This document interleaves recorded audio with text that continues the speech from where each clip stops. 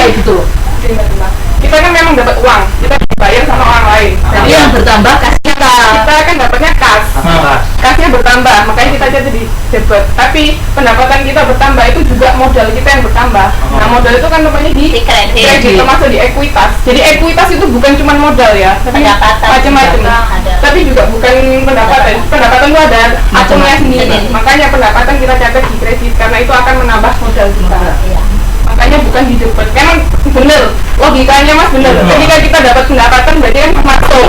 Nah, tapi yang masuk itu apa? Kas kita, bukan modal kita. Modalnya kan di kredit.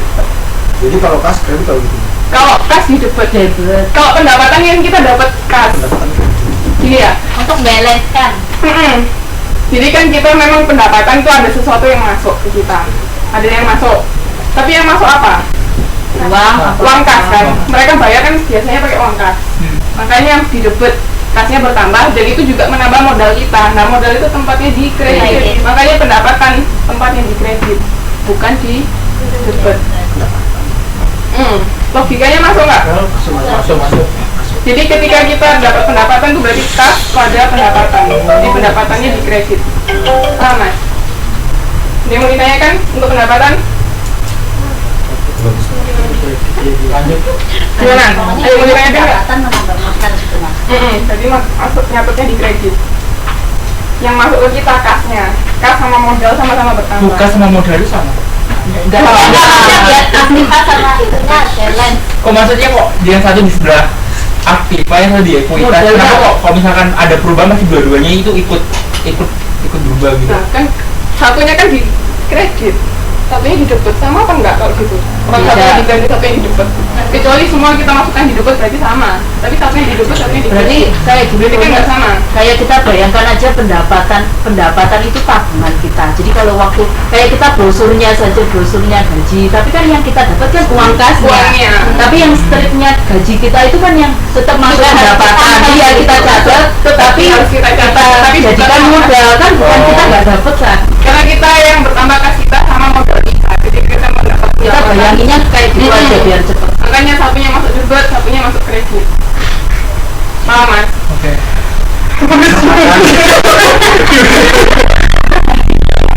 Kalau pasifah itu lawan katanya ya? Iya. Satu yang di sini. Hutang sama ekuitas itu biasanya di pasifah juga. Pasifah sama aktifah mesti balance. Jadi Pokoknya debit sama kredit harus balance. makanya harus Gue tak mau tahu kok dalam dulu. Kalau nggak balance berarti ada yang salah. ada yang belum dicatat. Karena kita kalau mencatat akuntansi pasti ada debitnya, ada kreditnya yang dicatat. Nggak mungkin cuma nyatet di debit, nggak mungkin cuma nyatet di Itu harus kredit. balance ya Bu. Lah kalau saldo lagi kemana larinya? Saldo kan terakhir Mas. Saldo itu Untung jumlah. rugi gitu nanti ya? Bukan, beda. Saldo sama laba rugi beda loh ya. Oh.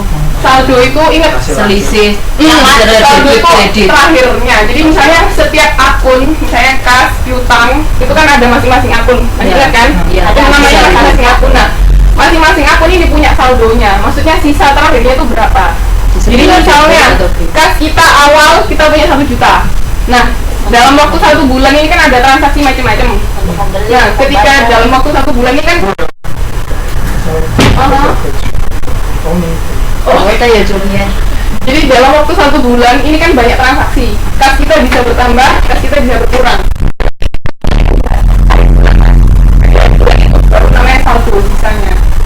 Jadi 1 juta ini nggak mesti di akhir juga 1 juta, tapi bisa aja karena kita banyak tambahnya, misalnya jadi 2 juta, nah itu saldo akhir kas. Itu saldo. Tapi kalau laba rugi beda lagi loh ya. Bukan itu ya? Beda. Jadi saldo itu saldo tiap akun itu. Terus nanti dari akun-akun itu kan disusun raja saldo, baru tahu debit sama kreditnya berapa, harus seimbang. Oke? Ada yang mau ditanyakan lagi? Kalau laba rugi terdiri dari apa? Pendapatan biaya. Oke, kalau laba rugi, laporan laba rugi. Ketika kita mau tahu perusahaan laba atau rugi, kita cuma cari dari 2 akun, nggak ada yang lain, cuma 2. Pendapatan sama biaya. Nah, jadi pendapatan dalam 1 bulan misalnya, dalam 1 periode itu berapa, tinggal dikurangi sama beban-beban kita. Tahu?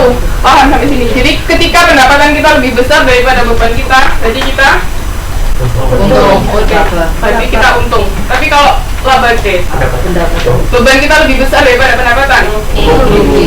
Pokoknya laba rugi cuma 2 ya, jangan lupa. Sampai kapanpun nggak mungkin ada tambahan lain, cuman beban sama pendapatan.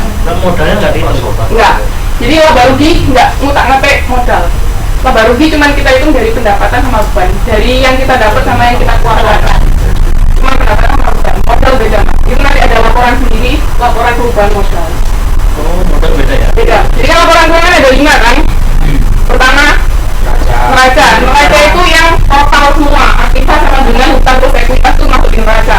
Itu harus balance juga. Itu neraca. Terus yang kedua laporan laba rugi, yaitu yang terdiri dari tadi pendapatan sama beban. Itu kalau kita pengen tahu pendapatan kita berapa, laba atau rugi perusahaan. Terus yang ketiga perubahan modal. Ini penting juga. Jadi modal awal kita berapa, terus nanti ditambah laba atau dikurangi rugi. Terus ditambah mungkin bisa perusahaan nambah investasi, itu ditambah juga. Terus dikurangi prive itu apa? Pengambilan pribadi. Oke. Prive itu pengambilan modal pribadi. Jadi pemilik itu ngambil modalnya untuk keperluan pribadi, itu namanya prive. Itu mengurangi modal. Itu nanti di total ketemu modal akhirnya berapa. Itu laporan perubahan modal. Terus yang ketiga keempat Arus kas. laporan arus kas. Itu tentang arus kas kita, berapa yang masuk. Pokoknya semua yang berhubungan sama kas itu masuk laporan arus kas. Ada 3 kegiatan kan. Apa? Aktivitas operasi, terus investasi sama pendanaan.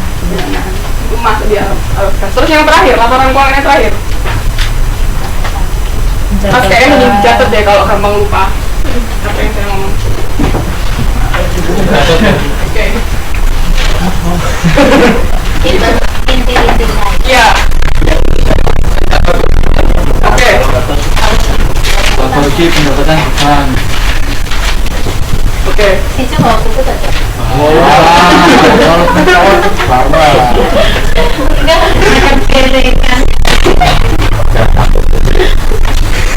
Ini ada yang mau ditanyakan?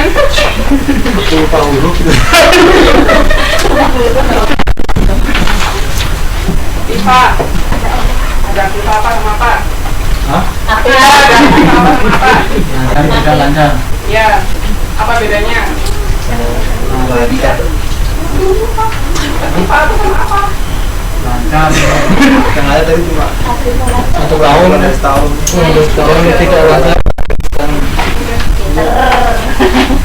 Itu stres hilang Kalau bingung, jangan cuma dengerin, tapi dicatat. Biar nanti tinggal dilihat-lihat aja. Saya cara dong. Saya tahu mbak-mbak sama mas-mas sibuk, tapi gimana caranya nilainya juga jangan jelek. Sip. Ketika kuliah berarti sudah harus ada tanggung jawab Resiko yang diambil. yaitu harus selesai kuliahnya, nilainya juga nggak boleh jelek. Insyaallah. Oke? Sip. Oke. Yang sama.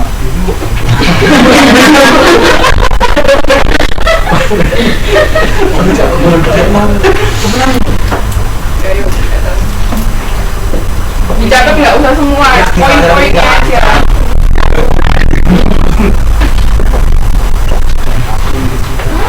Pokoknya yang bikin gampang buat belajar, dan terserah tiap orang beda-beda cara belajarnya. Yang perubahan arus kas tadi apa, Bu? Ada 3 pilihan. Bisa direview singkatnya, Bu. Awal saja. Karena kan belum berarti Yang perubahan dari tadi. Perubahan arus kas. Apa? Perubahan arus kas 3 tadi, pendanaan, Operasi, pendanaan, pendanaan, investasi.